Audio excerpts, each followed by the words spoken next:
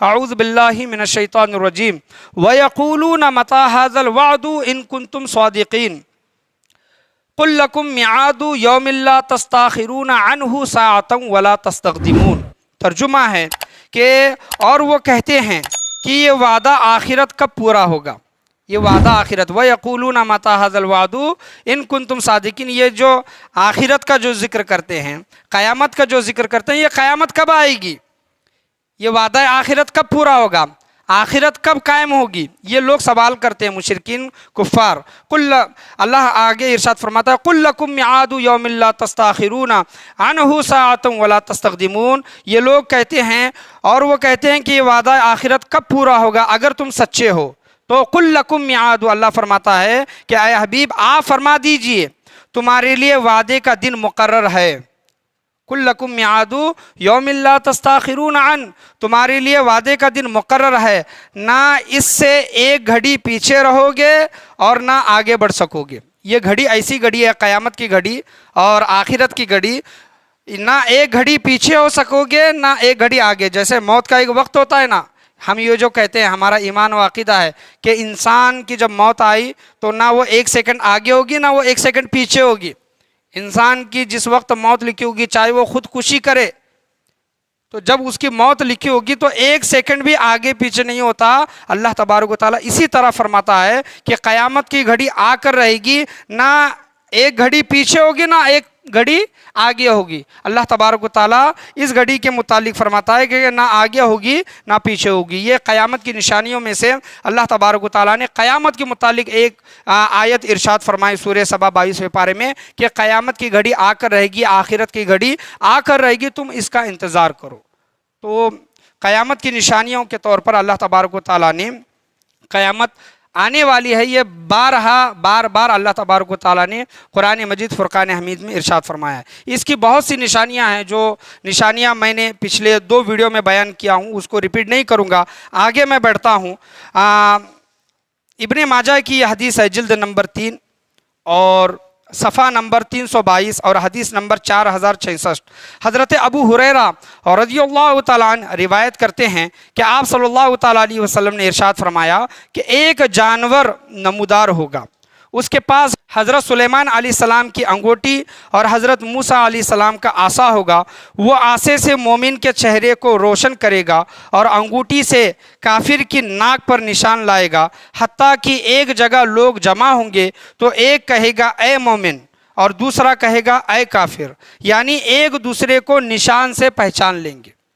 یہ جانور کون ہوگا؟ دابۃ الارض ہوگا، جس کا ذکر احادیث کریمہ میں آیا ہے کہ یہ جانور قرب قیامت کے قریب زمین سے نکلے گا اور وہ جانور بولتا ہوگا، اور اس کے ہاتھ میں اس کے پاس سلیمان علیہ السلام کی انگوٹھی جو حضرت سلیمان علیہ السلام پہنتے تھے، اور حضرت موسیٰ علیہ السلام کا عصا جو وہ اپنے ہاتھ میں رکھتے تھے، وہ دونوں چیزیں ہوں گی۔ وہ جانور کیا کرے گا کہ مومن کے چہرے پر ایمان والا اس طرح لکھ دے گا اور کافر کے ناک پر کافر لکھ دے گا۔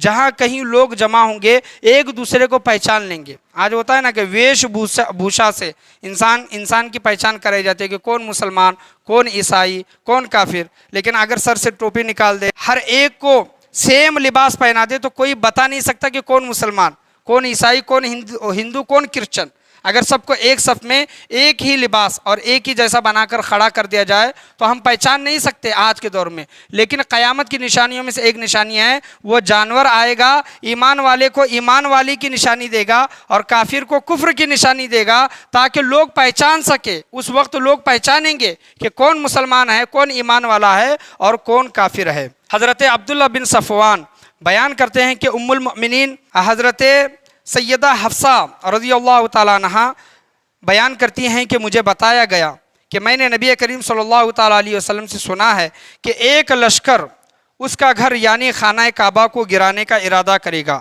تو اہل مکہ اس سے لڑیں گے۔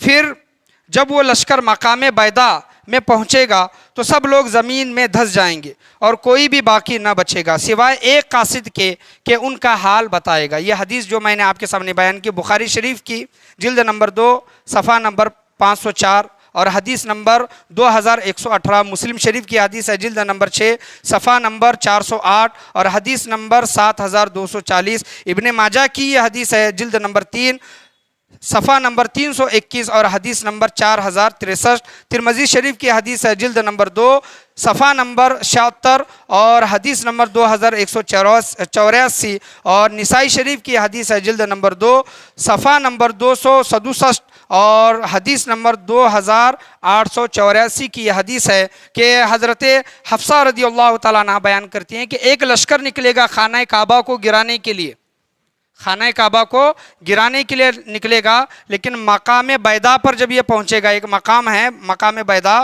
تو وہاں پر وہ زمین دھس جائے گی اور جتنے بھی لشکر میں لوگ ہوں گے تمام کے تمام لوگ زمین میں دفن ہو جائیں گے سوائے ایک انسان کے۔ وہ انسان اس وجہ سے باقی رہے گا تاکہ اپنے لشکر کا حال بیان کر سکے کہ ہم میدان بیضا میں ہمارا پورا لشکر تباہ و برباد ہو گیا۔ جس طرح ابراہم بادشاہ خانہ کعبہ کو گرانے کے ارادے سے نکلا تھا، ابابیل نے ان کا صفایا کر دیا تھا، تو اس طرح ایک لشکر نکلے گا جو کہ حضرت حفصہ رضی اللہ تعالیٰ عنہ بیان کرتے ہیں کہ خانہ کعبہ کو گرانے کے لیے نکلے گا، لیکن وہ مقام بیضا میں تباہ و برباد ہو جائے گا۔ یہ نشانیوں میں سے ایک نشانی ہے۔ آپ بتائیں کیا یہ نشانی ابھی ظاہر ہوئی ہے؟ نہیں ہوئی یہ نشانی، لیکن آگے چل کر یہ نشانی ظاہر ہوگی۔ آپ صلی اللہ تعالیٰ علیہ وسلم روایت کرتے ہیں، حضرت ثوبان رضی اللہ تعالیٰ عنہ نے روایت فرمایا، حضور صلی اللہ تعالیٰ علیہ وسلم ارشاد فرماتے ہیں کہ وہ وقت قریب ہے کہ جب دیگر اقوام، دیگر قومیں مسلمانوں کو تمہیں مٹانے کے لیے مل کر سازشیں کریں گی۔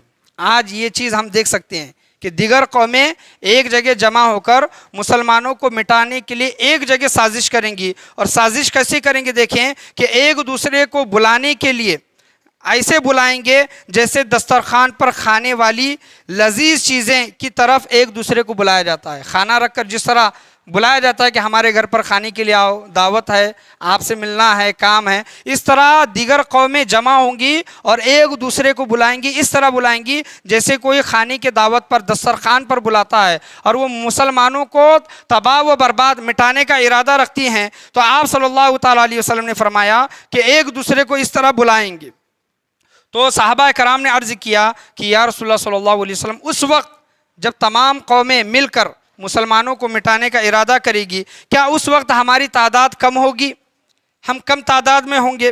تو حضور صلی اللہ تعالیٰ علیہ وسلم نے فرمایا کہ تم اس وقت کثیر تعداد میں ہوگے، بہت زیادہ۔ آج دیکھ سکتے ہیں کہ سیکنڈ پاپولیشن مسلمانوں کی ہے اس دنیا میں، اس سے زیادہ تعداد ہوگی۔ آپ صلی اللہ علیہ وسلم فرماتے ہیں کثیر تعداد میں ہوں گے، البتہ اس وقت تم سیلاب کی جھاگ کی طرح، سیلاب کی جھاگ کی طرح ناکارہ ہوگے، ناکارہ ہو جاؤ گے، اور اللہ تعالیٰ تمہارے دشمنوں کے دل سے تمہارے روب و دبدبے کو نکال دے گا۔ مسلمانوں کے روب و دبدبے کو دشمن کے دل سے نکال دے گا اور تمہارے دلوں میں بزدلی ڈال دے گا۔ مسلمان بزدل ہو جائیں گے، اور جو دشمن ہوں گے ان کے دلوں میں سے مسلمانوں کا روب و دبدبہ ختم ہو جائے گا۔ پس صحابہ کرام نے عرض کیا کہ یا رسول اللہ صلی اللہ علیہ وسلم، بزدلی سے مراد کیا ہے؟ یہاں پر مسلمان بزدل ہو جائیں گے، بزدلی سے مراد کیا ہے؟ تو آپ صلی اللہ تعالیٰ علیہ وسلم نے فرمایا کہ بزدلی سے مراد دنیا سے محبت اور موت سے بیزاری۔